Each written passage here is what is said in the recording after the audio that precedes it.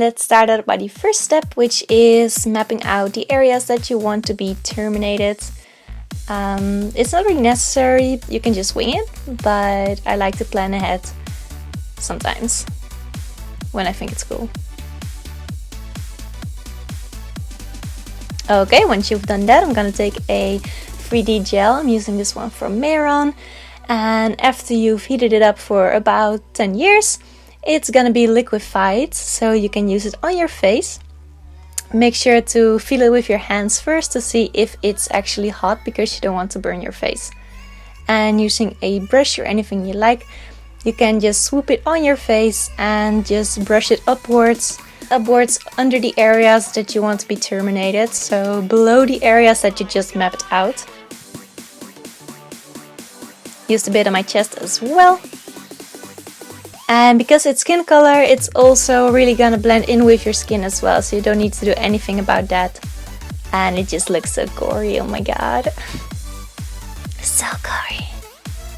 Next step is not letting your camera roll while you're not doing anything. But yeah, you can take a selfie if you like, I did that. So next step is taking a shimmery powder or metallic powder. I use this one from Mehron. I'm just gonna mix that with the mixing liquid. And I'm applying it in my terminated areas with a foundation brush. You honestly don't need a lot of this stuff, just a tiny bit with the mixing liquid is enough to cover your entire face. So don't overmix it, you can always add more later. I'm just filling in all the mapped out areas, except for around the eye, because we're going to make that black later, so it's not really necessary. And next up, using Sin Wax, which is a multiple wax just for the part over my eye. And I started out using wax to make the burst skin effect look, but that was a lot of work, and I'm just gonna show you both ways so you can see and choose what you prefer. Using the wax, you're gonna just roll it up on your hands until it heats up, and then you can mold it.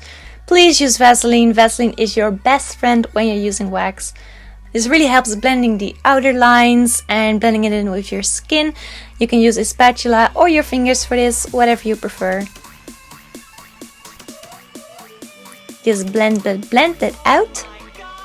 And I'm just adding up another roll.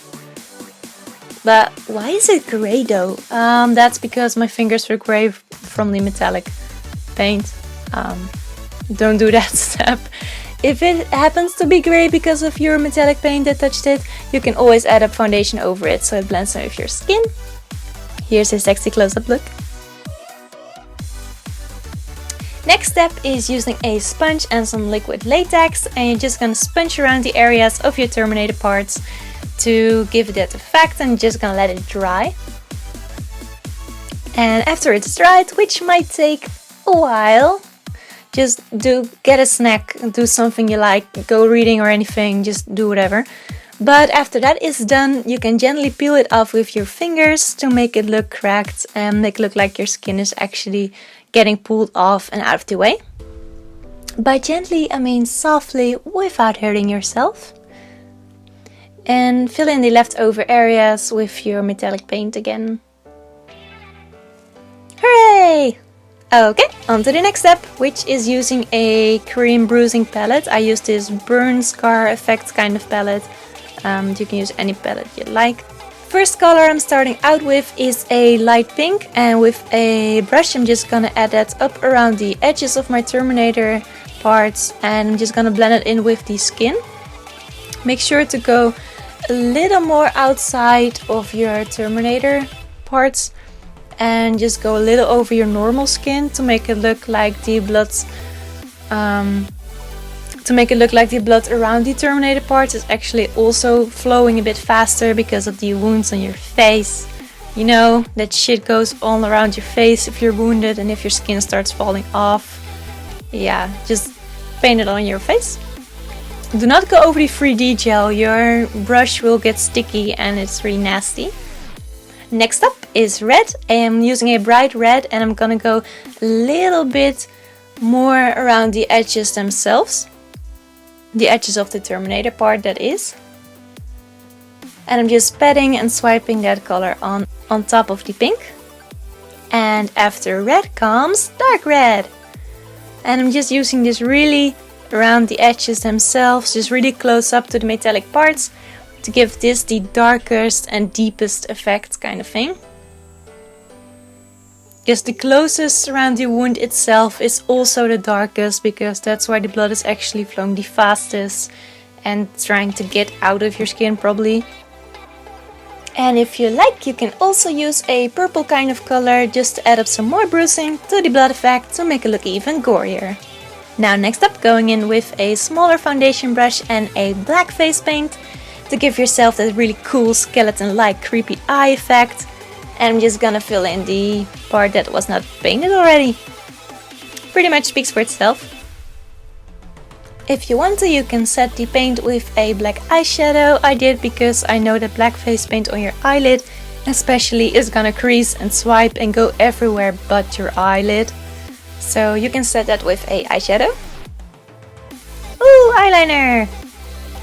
Well, y'all know what this is for. Lining your eye to get and to blend it in with the rest of the black parts of your eye.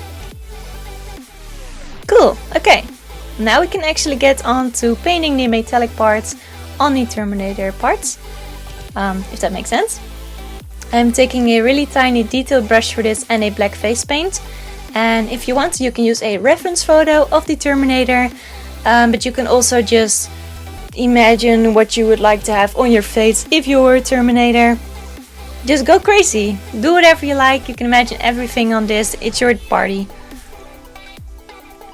And using a fluffy eyeshadow brush and a black eyeshadow, I'm just gonna shade around the darkest areas to give it some depth and dimension.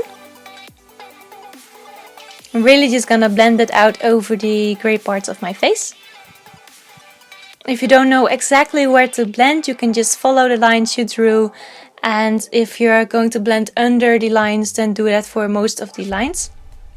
And using a white eyeshadow, I'm just gonna highlight around the other parts to give it even some more dimension and make some parts stand out. Okay then, and because my face and skin is torn off, it's probably gonna bleed.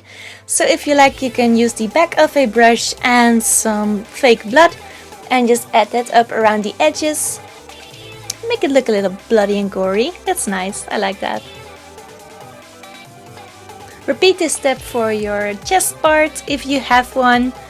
I did it because I think it really pulls the look together. So I'm just adding up some more blood over there. And I just popped in my really cool Terminator contact, which really pulls the look all together. And it's so amazing. And I think it's pretty cool. You can see through it, but it really works. And that's everything to your Terminator look. And I hope you liked it, and if you'd like to see more, please subscribe, and I'll see you in my next video. Bye!